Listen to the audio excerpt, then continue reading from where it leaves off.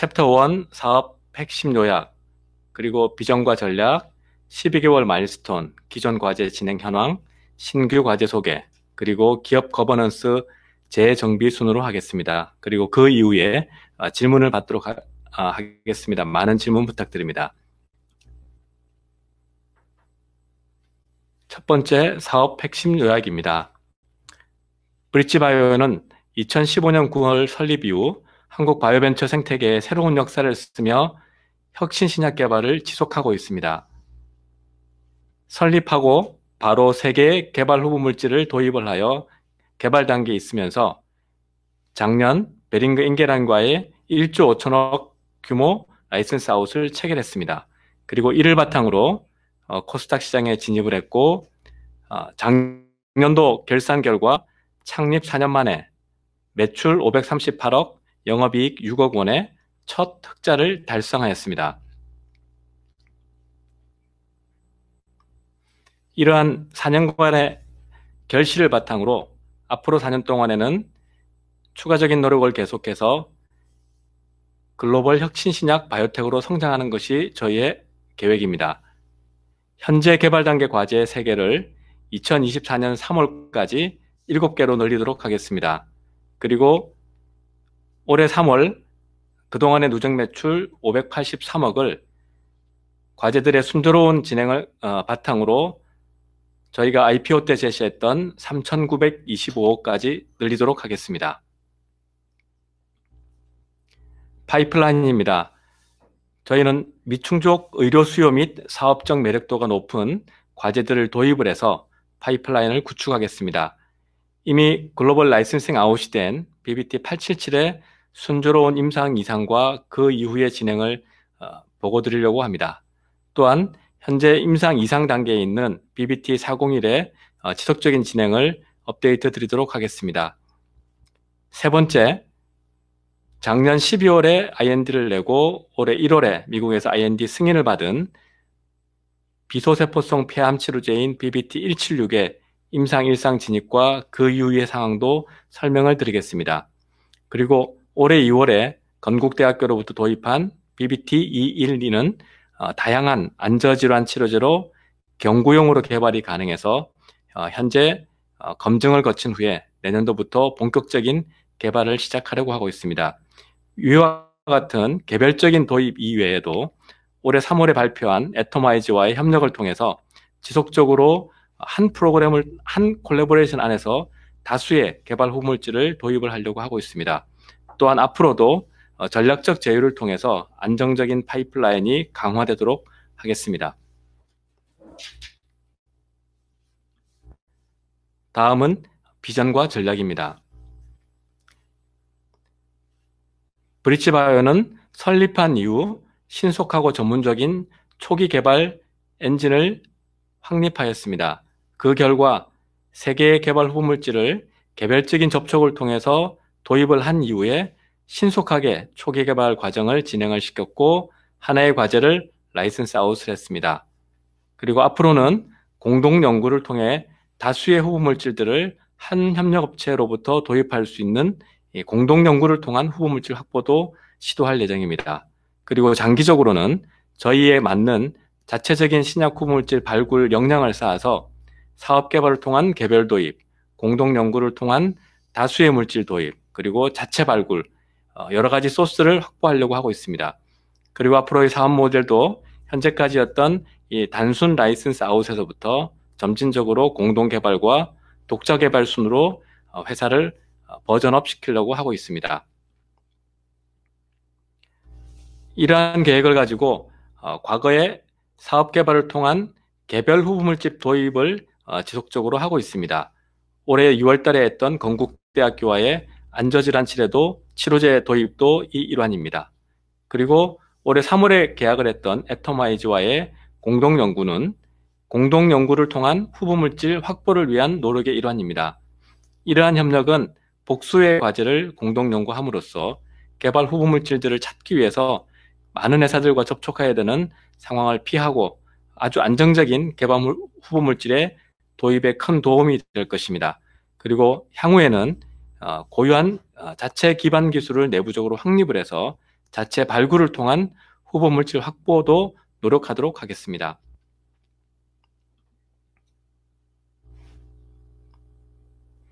기존에는 개별적으로 도입을 했던 것에 비해서 올해 3월달에 계약한 애토마이즈와는 상당히 의미가 깊은 계약입니다. 애토마이즈와는 최대 13개 표적 단백질까지 확장할 수 있는 공동 연구로서 안정적인 개발 후보 물질 도입을 기대하고 있습니다. 첫 번째 표적 단백질은 펠리노1입니다. 그리고 펠리노1이 잘 확인이 될 경우 최대 13개까지 표적 단백질을 늘려서 저희가 원하는 표적 단백질을 신약 개발할 수 있게 됩니다. 역할 분담은 애토마이즈는 인공지능 기술을 이용한 후보물질 제안, 브리치바이오는 제한된 후보물질의 합성과 약효 평가를 하게 됩니다.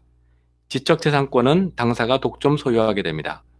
그리고 개발 후보물질의 선정, 개발 진행 과정, 그리고 향후 사업화 과정을 통해서 총 13개에 모두 성공했을 경우에 10억 달러 정도의 경제적인 보상을 애토마이즈에게 하게 됩니다. 이 10억 달러에는 로열티까지 포함이 되어 있습니다.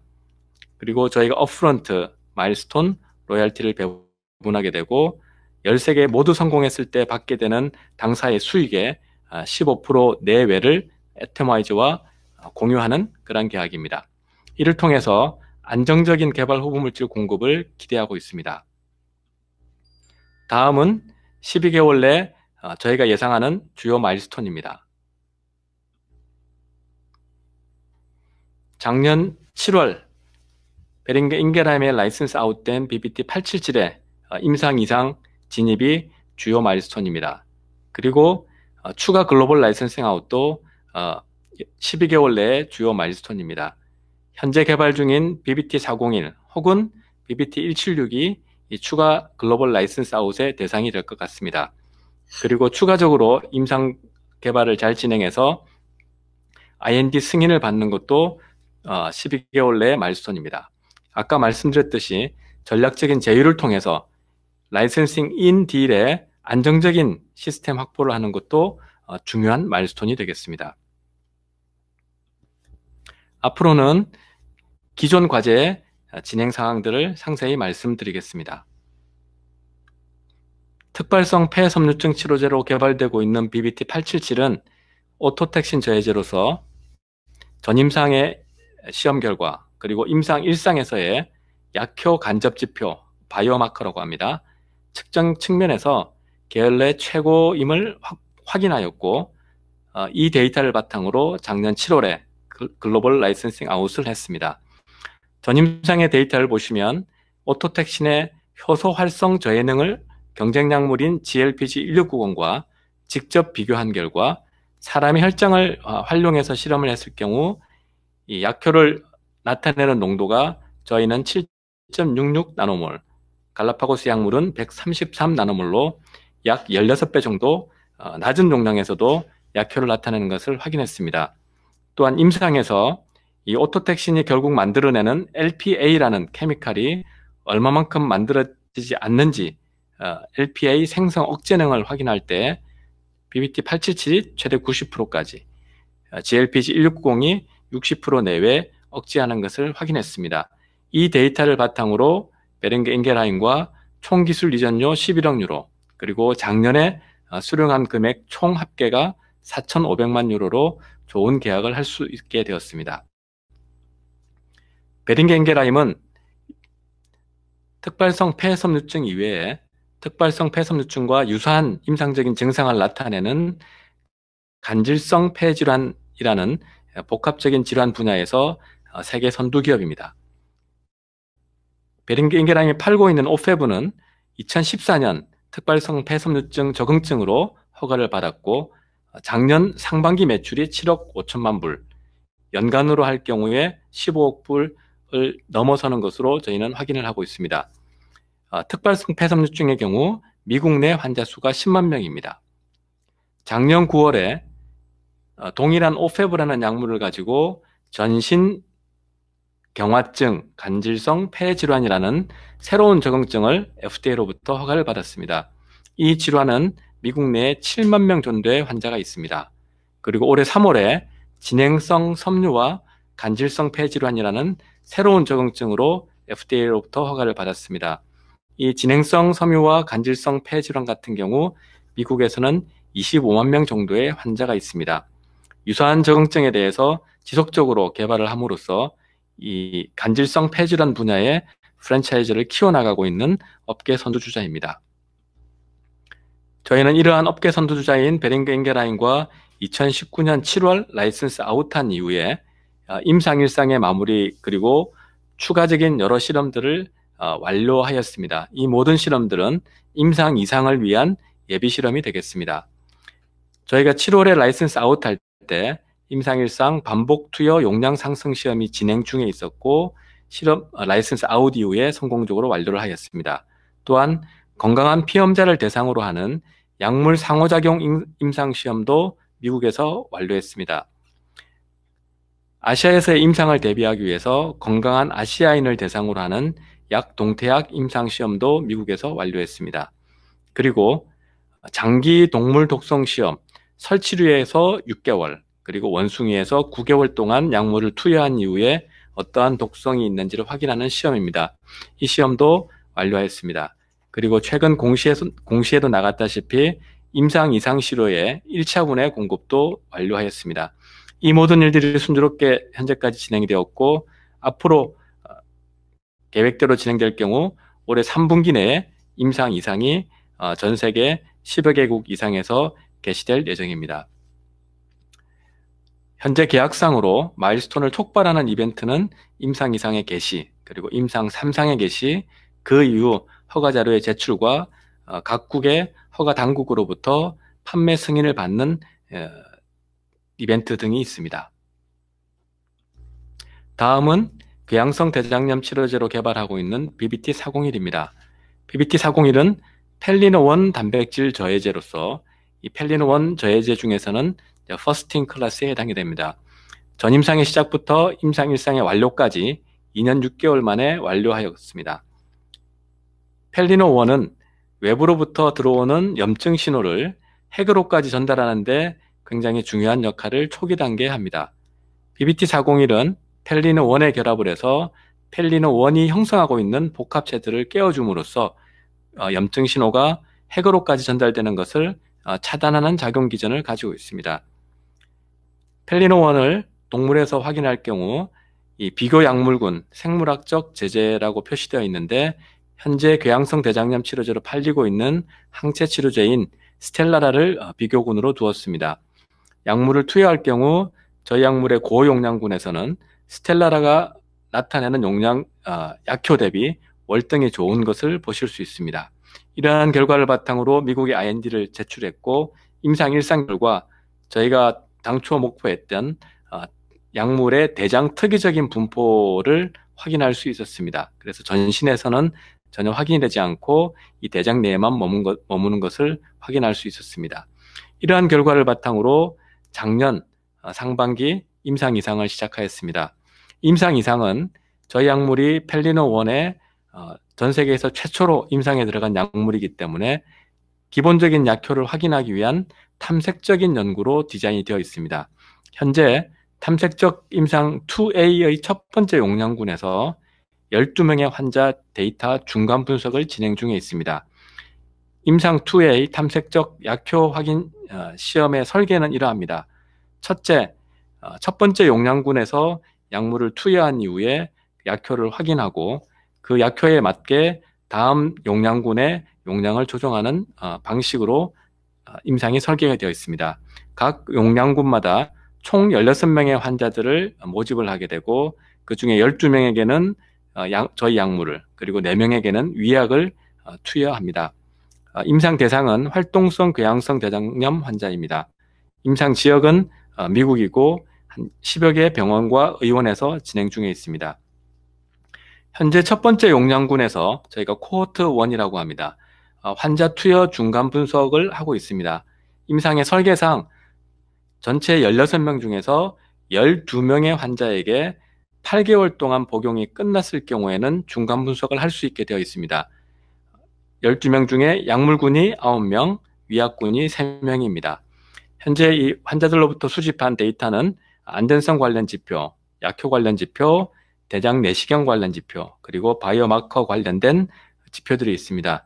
자체 분석과 자문단의 조언, 그리고 당사 401에 몇 년간 지속적으로 관심을 가지고 있었던 다국적 제약회사 두 곳으로부터의 또 검토 의견을 함께 취합을 해서 추가적인 개발 계획을 수립할 예정입니다. 경우에 따라서는 기술 수출의 가능성도 있습니다. 그리고 이 BBT401의 현재 제형보다 개선된 제형을 확인을 해서 임상을 하는 계획도 들어가 있습니다. 그래서 앞으로 이 분석과 외부 자문 그리고 잠재적 협력 회사의 검토를 마친 후에 구체적인 개발 계획이 서면 투자가분들에게 다시 상세히 말씀드리도록 하겠습니다.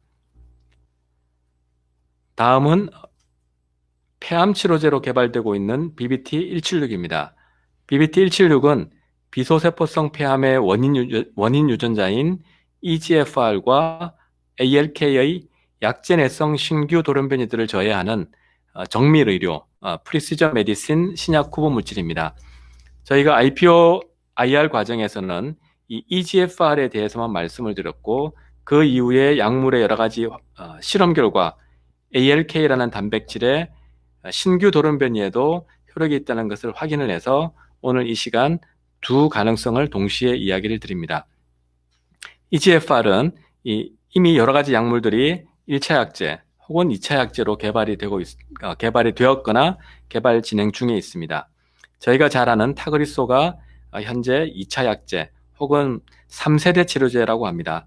이 약물로 작년 매출 기준 32억 불을 달성했고 향후에 피크 세일즈로 66억 불 혹은 70억 불을 예상을 하고 있는 블록버스터 약물입니다. 그리고 한국의 레이저티닙이 또한 3세대로 그리고 2차 약제로 개발 중에 있습니다.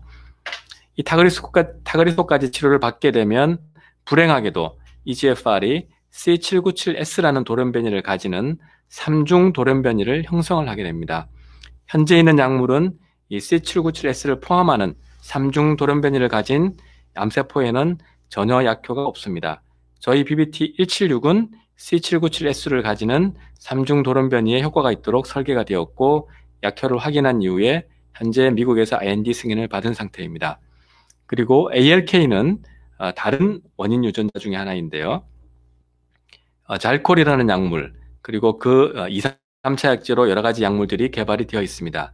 이 ALK의 경우 2차 약제 혹은 3차 약제까지 쓰이게 되면 G1202R이라는 돌연변이를 가지고 있는 복합 돌연변이를 나타냅니다. 현재 있는 이 젤코리를 포함한 여러 약물들은 G1202R 혹은 이 G1202R을 가지고 있는 복합 돌연변이에는 약효가 없습니다. 저희 BBT176을 이 돌연변이들에게 확인한 결과 G1202R과 G1202R을 포함하고 있는 이 복합 돌연변이에 상당히 약효가 좋은 것을 확인하였습니다. 다음은 EGFR과 ALK의 실험 데이터를 한 가지씩 보여드리도록 하겠습니다. EGFR의 경우 저희가 C797S를 포함하는 3중 돌연변이를 가지고 있는 암세포를 쥐에 투여를 한 이후에 약물과 그리고 컨트롤로 종양의 크기를 측정하였습니다. BBT176의 30mg/kg, 75mg/kg, 그리고 150mg/kg 그래프를 보시면 용량에 따라서 쥐에 형성되는 종양의 크기가 줄어들거나 혹은 종양이 전혀 성장하지 않는 것을 보실 수 있습니다. 또한 차세대 ALK 저해제로서의 가능성을 확인한 실험에서는 크리조티닙, 상품명으로는 잘콜이라고 합니다. 부터해서 3세대 약물까지 보시면 와일드타입 상당히 잘 듣습니다. L1196M에도 잘 듣습니다. G1201R에는 이 롤라티닙을 제외하고는 약물의 저항성이 생깁니다. 그리고 BBT176의 경우 위에 모든 유전자 타입에 약효가 있으면서 G1201R을 포함하고 있는 이 복합 돌연변이에도 약효가 있음을 확인하고 있습니다. 다른 복합 돌연변이에도 현재 세포를 통해서 약효를 확인을 하고 있습니다. 보시다시피 G112R과 L1190M 두 가지 돌연변이를 동시에 가지고 있는 환자의 경우 현재 나와 있는 약물이 전혀 반응을 하지 않기 때문에 저 약물이 개발이 되면 아주 유익한 프리시전 메디슨이 될 걸로 예상을 하고 있습니다. 다음은 BBT176의 개발 현황과 향후 사업 개발 전망에 대해서 말씀을 드리겠습니다. BBT176은 미국에서 임상 승인을 이미 받은 상태이고 현재 한국식약처의 IND 심사가 진행 중에 있습니다. 그것과 동시에 임상 시료의 생산 그리고 임상 프로토콜의 수정이 진행 중에 있습니다. 올해 1월달 JP모건에 참석한 결과 그리고 미국 IND 승인을 받은 이후에 라이선싱 아웃을 염두에 둔 이 사업개발 문의가 상당히 있었습니다. 그리고 그 기간 동안 다국적 제약사 3곳을 포함한 총 5개 업체와 기밀유지 계약서를 체결하고 상당히 깊은 내용의 데이터를 주고받고 있습니다.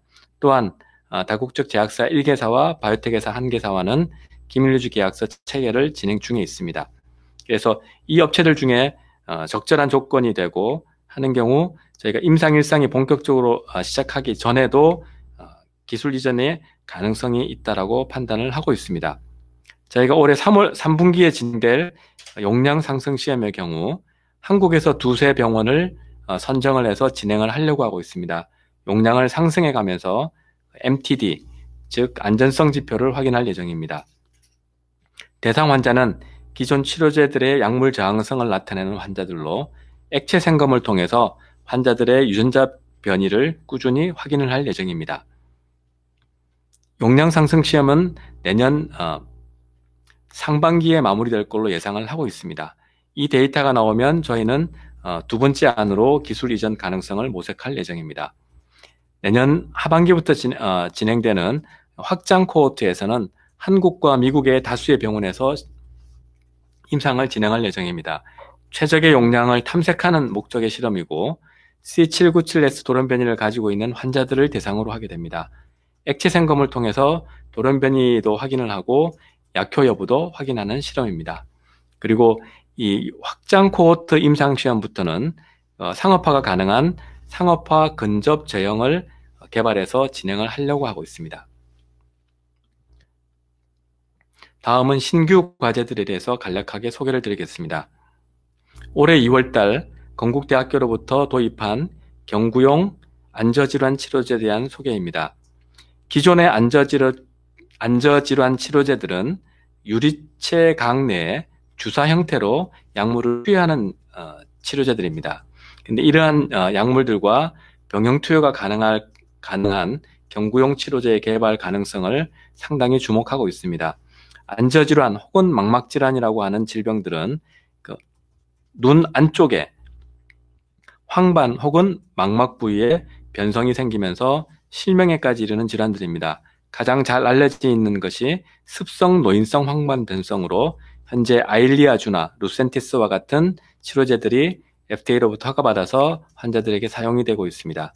그리고 건성 노인성 황반 변성, 지도형 위축증, 그리고 당뇨병성 망막증 등이 잘 알려진 안저질환 치료제가 되겠습니다. 현재까지 개발된 아일리아와 루센티스를 포함한 다수의 약물들은 경구가 아니고 환자의 눈에 유리체강 안쪽으로 주사를 찔러서 약물을 유리체강 내로 투입하는 형태입니다. 이에 따라서 주사를 자주 받을 수도 없고 동시에 두 가지 약물을 서로 다른 메커니즘의 두 가지 약물을 병용 투여하는 것도 굉장히 어렵게 되어 있습니다. 그래서 저희는 유리체강 내 주사를 하는 다른 약물들과 병용 투여를 할 수 있는 경구용 약물에 주목을 하고 있습니다. 건국대학교는 작년까지 망막세포 사멸 방지의 새로운 작용 기전을 규명하는 상당히 기초적인 연구와 함께 이 작용 기전을 이용한 경구용 신약 선도물질 발굴을 완료하였습니다. 그래서 저희가 올해 2월 달에 그동안의 연구 결과의 모든 특허권을 확보를 하게 되었습니다. 그리고 현재는 이 발굴한 선도물질을 바탕으로 후보 물질을 확정하기 위해서 다양한 동물 실험 그리고 세포 실험들을 진행을 하고 있습니다. 이 실험들이 완료가 되면 임상시효 생산을 바로 도입을 하게 되고 동시에 추가적인 데이터를 활용을 해서 특허를 좀 더 강화를 할 예정입니다. 이러한 것들이 올해 마쳐지면 내년부터 본격적인 전기 임상 개발에 들어갈 예정입니다. 다음은 차세대 펠리노1 저해제에 대한 내용입니다. 저희가 BBT401 펠리노1 저해제의 동물 효력 시험을 하는 과정에서 궤양성 대장염 이외에 펠리노1을 저해함으로써 다발성 경화증, 건선 등의 다른 적응증에서도 약효를 나타낼 수 있다는 것을 실험적으로 확인을 했습니다. 여기 나와 있는 궤양성 대장염의 경우는 약효를 확인한 이후에 저희가 경구로 투여를 했고 이 경구용 궤양성 대장염 개발이 충분히 가능하다는 걸 확인을 해서 현재 임상 이상 중에 있습니다. 건선의 경우는 이 BBT401을 경구로 먹였을 때는 전신에 전혀 노출이 되지 않기 때문에 강제로 전신 노출을 위해서 피하 주사로 했습니다. 매일 주사를 한 경우입니다. 그래서 이 약효를 확인했지만 이 건선 치료를 위해서 매일 주사를 한다는 것이 환자들에게는 불가능하기 때문에 이 건선을 위한 개발은 하지 않고 현재 향후에 피부 외용제로 개발을 해서 이 건선을 노려보려고 하고 있습니다. 다발성 경화증의 경우 동물에서 피하 주사로 저희가 약효를 확인을 했습니다. 하지만 이 다발성 경화증도 매일 피하 주사를 맞는 것이 불가능하기 때문에 이 펠리노1을 저해할 경우에 다발성 경화증의 치료가 가능하다는 것까지만 확인을 하고 개발을 하지 않고 있습니다.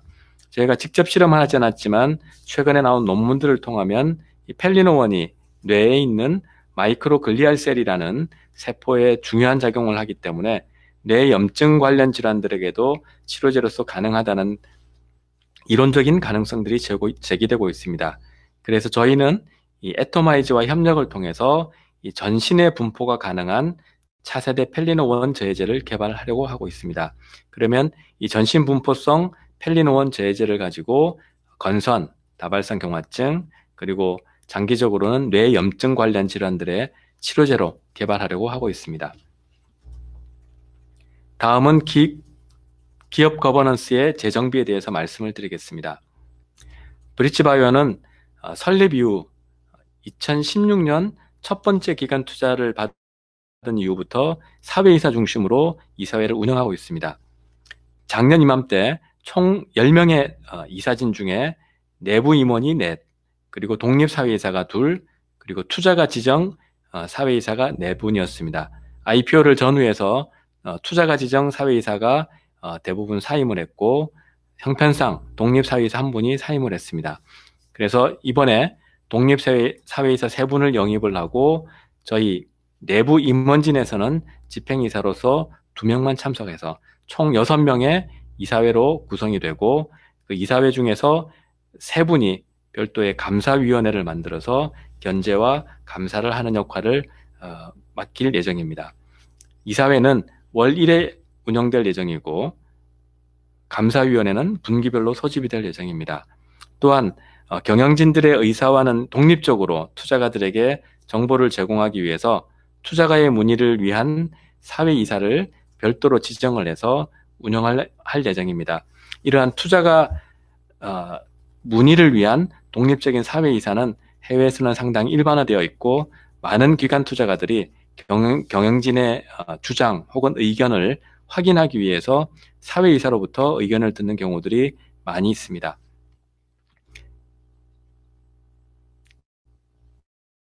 이번 주총을 통해서 3분의 사회이사가 선임되면 총 4분의 사회이사가 브릿지바이오의 이사회에 있게 됩니다.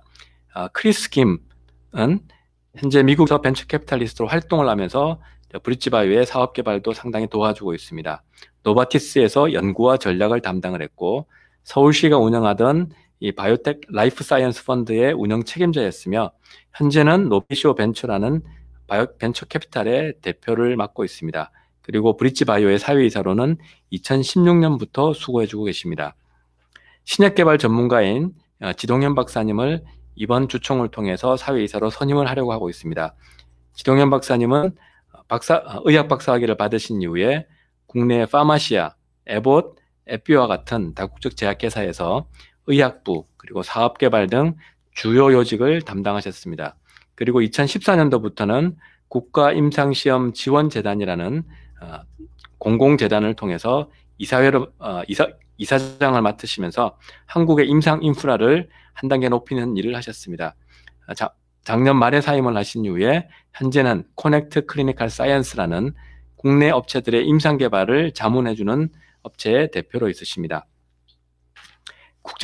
금융 전문가인 이승훈 사회이사를 또한 이번에 사회이사로 선임을 하고 있습니다. 이승훈 사회이사 후보자는 1993년부터 시작해서 2004년까지 국내에 진출했던 해외 증권사인 바클레이스, 모건 스탠리, UBS, JP 모건과 같은 기관에서 애널리스트와 리서치 센터장을 역임을 했습니다. 그리고 SK 그룹에서 기업 가치 개발에 중요한 역할을 했고 최근에 KCGI라는 국내 펀드의 글로벌 부문 대표로 활동을 하고 계십니다. 그리고 백승엽 사회이사 후보자는 기업 지배구조 전문가로서 1986년도부터 증권가에 몸담으시면서 동양증권에서 리서치 센터장까지 하시면서 증권의 실무를 많이 담당하셨고 2012년부터는 동양자산운용에서 자산운용총괄 책임자를 역임하셨습니다. 그리고 2014년부터 현재까지는 국내에서 기업 지배구조 자문 및 의결권 행사를 위한 의견을 제출하는 서스틴베스트라는 곳에서 총괄 부서장을 역임하고 계십니다. 마무리하도록 하겠습니다. 브리치바이오는 과거 4년 동안의 노력을 통해서 임상과제 3개, 기술이전료 1조 5천억 원, 그리고 작년 기준 매출액 583억, 영업이익 6억을 달성한 트랙 레코드를 만든 회사입니다. 그리고 라이센스 아웃과 IPO를 통해서 현금 자산 700억 정도를 가지고 있어서 향후에 어떤 상황이 되더라도 추가 유입 없이 3년 이상을 저희 파이프라인을 개발할 수 있는 재무적인 포지션을 가지고 있습니다. 또한 전통적인 NRDO라는 모델에서 벗어나서 다변화된 개발 후 물질 확보를 할 수 있는 시스템을 만들고 파이프라인을 강화하려고 하고 있습니다. 현재까지의 약물들을 가지고 올해와 내년에 추가적인 라이센스 아웃을 추진하고 있습니다. 브리치바이오는 모든 신약 후보 물질들이 다 성공할 수는 없지만 최악의 상황에서도 글로벌 바이오텍 회사로 성공할 수 있도록 최선의 노력을 다하겠습니다. 감사합니다. 그리고 궁금하신 점은 이 채팅창을 통해서 질문을 해주시기 바랍니다. 질문을 받는 동안 저희 사회이사 후보자분들의 간단한 영상 인사 말씀을 전해드리도록 하겠습니다.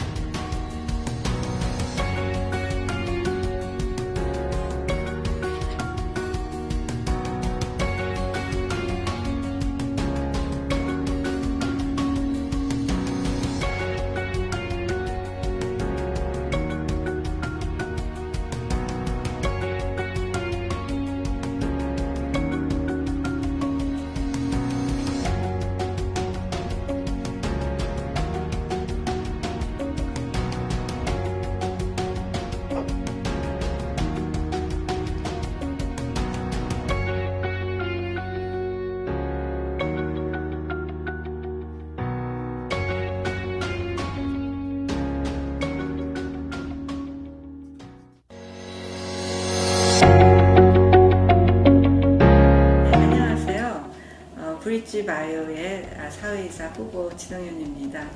이렇게 화면으로 만나뵙게 돼서 반갑습니다. 저는 소아과 전문이고요.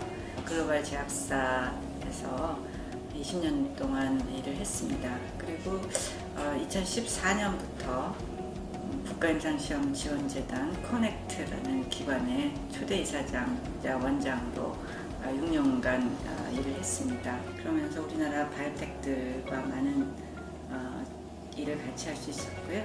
바이오텍들이 가지고 있는 문제, 것들을 잘 이해하게 되었고, 또 글로벌하게 관산하게 신약 협력에 어떻게 신약 개발에 어떻게 협력하고 같이 일하는지 이런 충분한 경험을 했다고 생각합니다. 글로벌 제약사에 근무하면서 신약 개발의 전 과정, 또 규제 기관의 허가를 통과하려면 어떤 정도의 퀄리티의 데이터를 만들어야 되는지, 또 그런 것들이 나중에 어떻게 처방이라든가 이런 데 반영이 되는지, 또 약들이 어떤 문제로 실패하는지, 글로벌 제약사들은 어떻게 자기의 포트폴리오를 선택하는지, 그런 의사결정 과정, 그런 것들을 충분히 직접 간접으로 경험을 했기 때문에 브릿지바이오가 글로벌 신약을 개발하는데, 특히 임상 개발에 있어서 남들보다 빨리 할 수 있고 조금 더 시행착오를 줄일 수 있고, 이런 것들에 아낌없는 기여를 하고 싶습니다.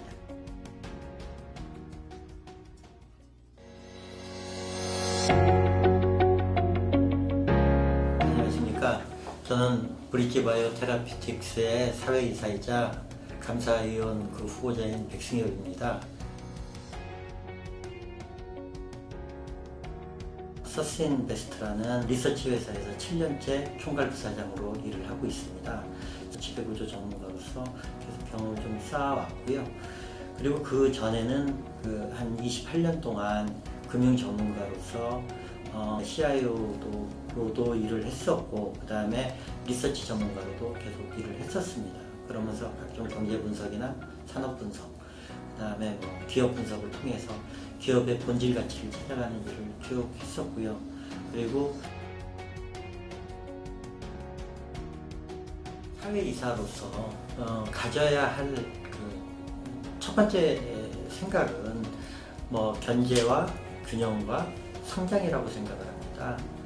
이제 견제에 관련되는 부분은 다 많이들 아시겠지만, 사회이사로서 회사의 경영이 제대로 돌아가는지, 이사회는 제대로 구성이 돼서 돌아가는지, 이런 부분에 대해서 이제 좀 견제를 하고 지켜봐야 되는 부분이고요. 성장에 관련되는 부분에 있어서는 제가 좀 욕심을 낸다 그러면, 이사회 내에 여러 가지 위원회나 이런 것들이 잘 구성이 돼야 주주들의 권리나 회사의 성장에 동시에 잘 기여할 수 있다고 생각이 되는데, 제가 만약에 사회이사로서 활동을 좀 본격적으로 하게 된다면 각종 위원회 같은 것들을 좀 잘 구성을 해서 회사가 충실하게 돌아갈 수 있도록 이런 생각을 좀 많이 갖고 있고요. 그리고 또 금융 전문가로서 일을 많이 했었기 때문에 장기 투자자분들이 저희 회사에 투자자로 참여할 수 있도록 제가 갖고 있는 네트워크나 경험을 통해서 좀 회사를 잘 설명을 드리고, 그런데 좀 일조를 하고 싶은 게 저의 소망입니다. 앞으로도 브릿지바이오의 온라인 혹은 오프라인 IR에 지속적인 관심을 부탁을 드립니다. 감사합니다.